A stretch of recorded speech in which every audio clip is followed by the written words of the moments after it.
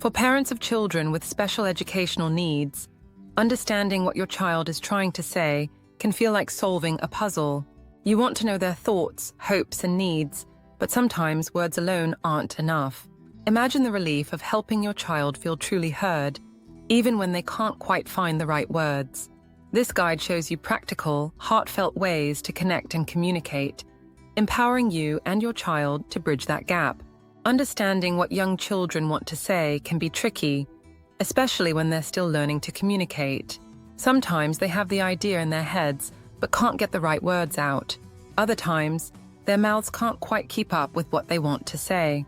You might hear a child say, when they're trying to express a need, or maybe they point and say, dis, when they don't have the right vocabulary yet. As parents, we can feel frustrated in these moments, especially when we're not even sure what they want. It can be tempting to ignore their attempts, or respond with something like, I don't understand you. But what if we took a different approach to help them feel heard, even if we're not sure exactly what they want? Let's imagine being in their shoes. You're in a country where everyone speaks a language you don't understand, and you're trying to say, you're cold. You struggle to pronounce the words, but instead of responding with warmth or patience, everyone simply says, I don't understand. How long would it take for you to feel frustrated or even give up? But if someone said, oh, you feel cold and want a warm place, you'd feel they at least understood part of your message, and that might give you the patience to keep trying. In the same way, when children feel that someone understands what they're trying to say, they feel valued. We can help them by trying to put into words what we think they mean. This helps both us and the child feel more connected, even if we can't always give them what they want. Helping children feel heard. For children just starting to speak, it can be helpful to pick out words we do understand and repeat them back. If a child points at a stuffed animal and says, bear, we might say, oh, you're saying bear. This shows them we're listening, and it helps them feel like they're succeeding at communicating. For children with more developed language skills, we can add on to their words to show we understand their feelings too. If a child says, no mummy go, we could respond, you don't want mummy to leave, you're going to miss her and wish she could stay here with you. Parents who try this approach often find it helps to acknowledge their child's wants and feelings, even if they can't give them what they're asking for. A real-life example. Going to the park, Sarah's son Leo often becomes upset when he sees children playing outside and wants to join in. One afternoon, Leo pointed out the window and said, park, park. But Sarah couldn't take him to the park right then, as it was time for his nap. Normally, she would have avoided the topic because she knew he couldn't get what he wanted. But this time, she decided to try acknowledging his feelings by saying, you see the children playing at the park, and you really want to go, don't you? Right now, it's time for a nap, but after you wake up, we can go. To Sarah's surprise, Leo stopped fussing and lay down for his nap. This helped her realize that simply acknowledging what Leo wanted was enough to help him feel understood. Helping with difficult-to-understand speech. Maria's 3-year-old son, Sam, often says things she finds hard to understand. He might say, Baba Habin, when he's excited, and Maria struggles to guess what he means. Previously, she would often respond with, what did you say? Or, can you say that again? Which would make Sam feel frustrated.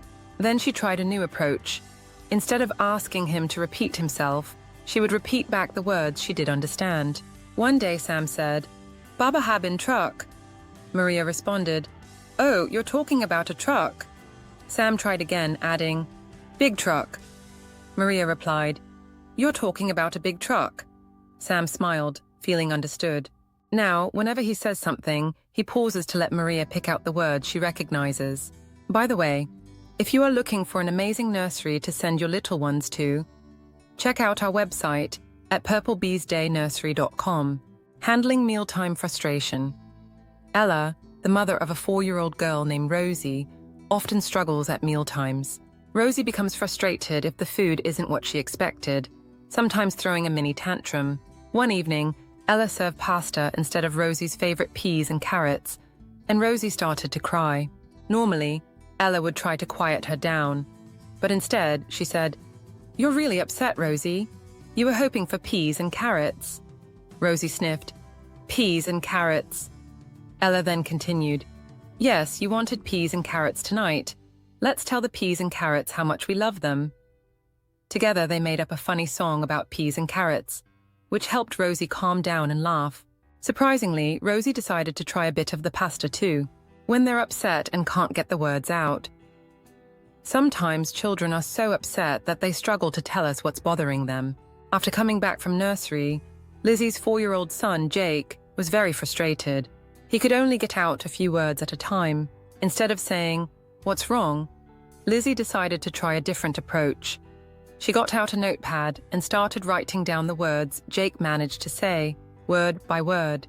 As he slowly explained his story, Lizzie wrote each phrase.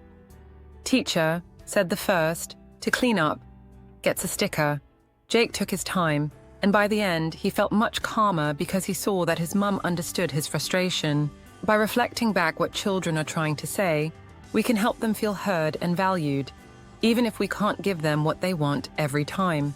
This isn't about spoiling or giving in. It's about listening, understanding, and showing empathy. When children see that their feelings matter, they often become more willing to work through those feelings calmly and with more patience. This can strengthen the parent-child bond, building trust and respect over time. Supporting your child's journey to express themselves is about more than just words. It's about making them feel valued and understood. By tuning into their world and helping them communicate what they're feeling, you're building a foundation of trust and security. These small yet powerful steps will strengthen your bond and allow your child to grow with confidence, knowing they are heard no matter how they communicate. Don't forget to like, subscribe, and share if you find our content helpful and informative. Your support helps us create more videos that make parenting and teaching a joy. For more information, visit us at purplebeeschildcare.com. Thanks for tuning in, and make sure you enjoy every moment with your children.